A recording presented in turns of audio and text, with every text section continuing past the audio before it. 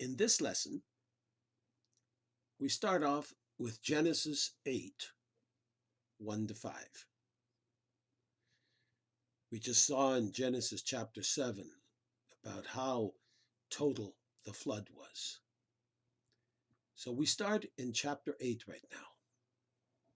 And God, verse 1.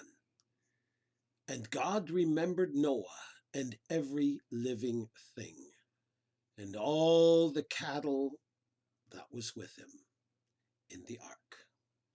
And God made a wind to pass over the earth, and the waters assuaged, whatever, means the waters went down. The fountains also of the deep and the windows of heaven were stopped, and the rain from heaven was restrained. And the waters returned from off the earth continually. And after the end of the 150 days, the waters were abated. Did you get that? It was 150 days in chapter 7. Now it's 150 more days. And the ark rested in the 7th month, on the 17th day of the month, upon the mountains of Ararat. Now that date is very important. And the waters decreased continually until the 10th month. In the 10th month, on the 1st day of the month, were the tops of the mountains seen. Now Genesis 8, 1 to 5. Let's look at verse 1. God remembered Noah. I love this. God remembered Noah. This doesn't mean that God forgets sometimes. No, it means God remembers always. There is nothing we can go through that God does not know about. God remembers all of us, even when we think He does not appear to notice our affliction, our suffering. It took another 150 days between the wind God sent and the tremendous geological activity for the flood waters to subside. The sinking valleys described in Psalm 104 includes the exceedingly great trenches in the ocean. Let's read that.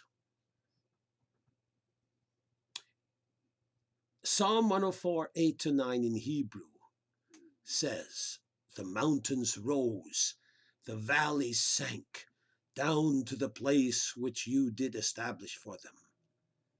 Thou didst set a boundary that they may not pass over, that they may not return to cover the earth. Wow. Think about that. So it took another 150 days for the water to subside and more seismic activity to take place.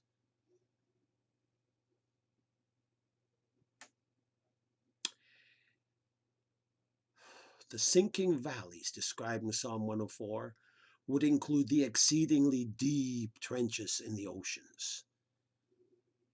I'll give you an example.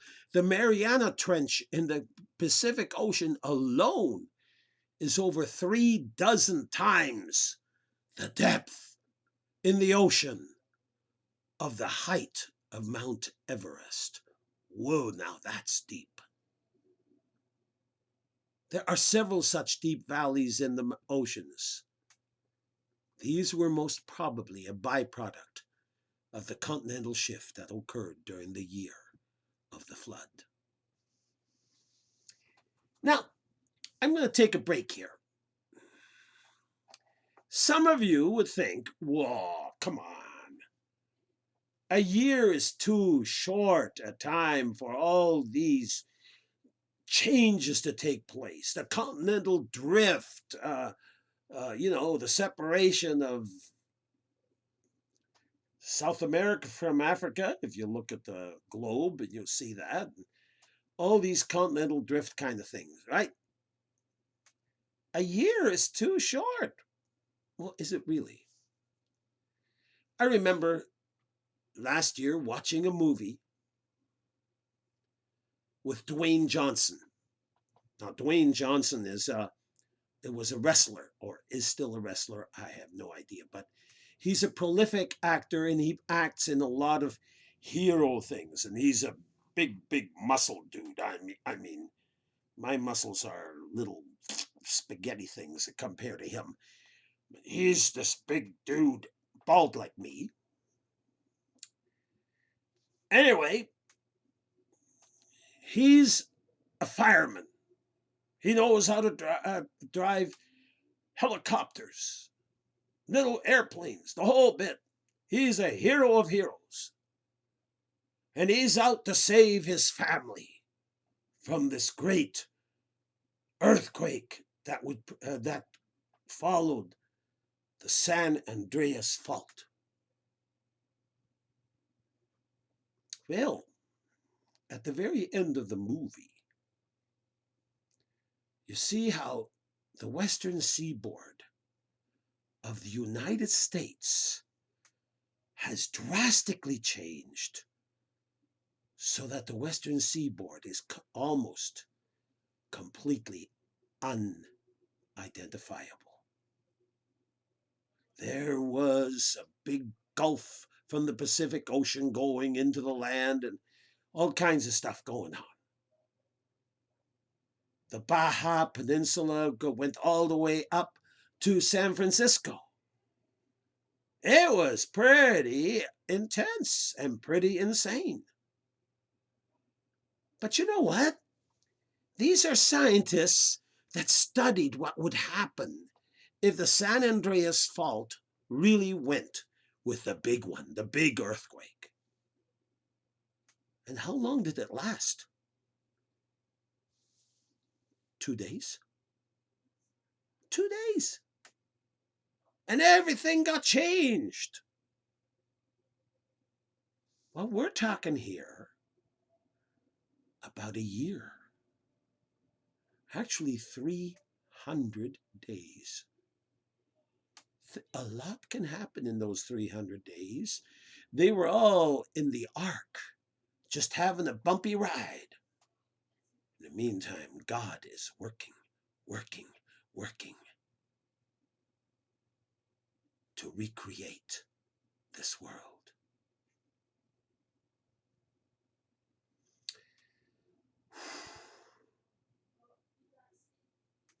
The water would have gathered in the new, exceedingly deep oceans, lakes, rivers, etc. The water would also drain back into the depths of the earth. The mountaintops appeared, and the ark rested on one of them. It was on one of the Ararat Mountains in what is today southern Turkey. Now, it is incredible. I agree that that's all apparently occurred within 300 days, 150 days and 150 days. Yep. God did indeed recreate the world. There's one verse of particular interest here that is worthy of mention.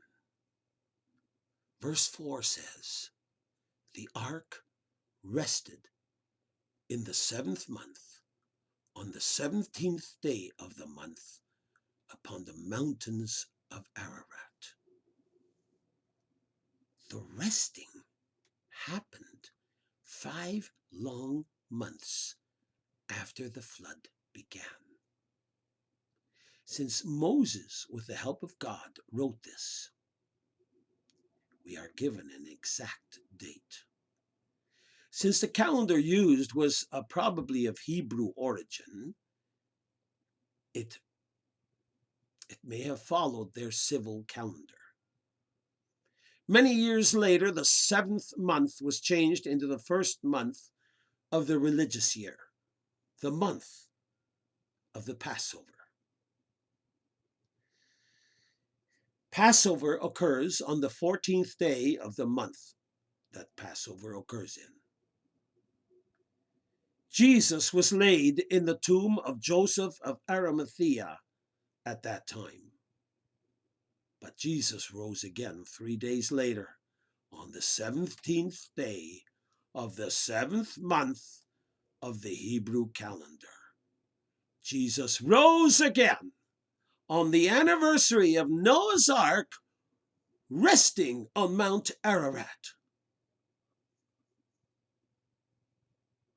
What is incredible to me, and again, this is mind-blowing, God remembered Noah on the future anniversary of our Lord Jesus' resurrection.